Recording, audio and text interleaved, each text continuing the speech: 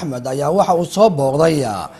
isbitaalka ay ku jiraan dadkii dhawaantan ku soo dhaawacmay qaraxii kooxda al-shabaab ay la beegsadeen hotel ku yeelay magaalada Buulaburte ee gobolkaasi Hiiraan. warbixintaasna waxa magaalada Muqdisho inooga soo dirtay waa wariyaheena Luul Xuseen Cilmi. رئيسul wasaaraha xukuumadda Soomaaliya Cabdiwali Sheekh Axmed Maxamed ayaa maanta soo booqday dhaawacyada ciidamo ka tirsan kuwa dawladda Soomaaliya oo ku jira isbitaalka Xalane ee magaalada Muqdisho oo ku soo waxyeeloobay weerarkii ka dhacay degmada Buulaburte ee gobolka Hiiraan. Ra'yisul wasaaraha oo saxaafadda la hadlay ayaa sheegay in qaar ka mid ah ciidamadaasi xaaladooda caafimaad ay soo hagaagayso isla markaana dawladda ay la garab taagan tahay taageero oo sida geesinimada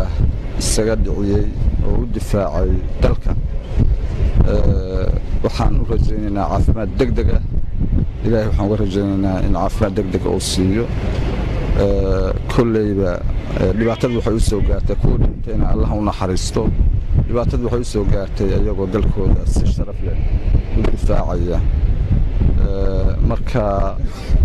kullayba looga harimaayo dadka dhibka geystay oo waa lagu xisaabin doonaa waana la iska dhicin doonaa. dhanka kale ra'yisul wasaaraha iyo wafdi uu hogaaminayo ayaa booqashadaasi kadib waxa ay u ambabaxeen magaalada Geneva ee caasimadda waddanka Switzerland oo uu uga qayb galayo ra'yisul wasaaraha shir looga hadlayo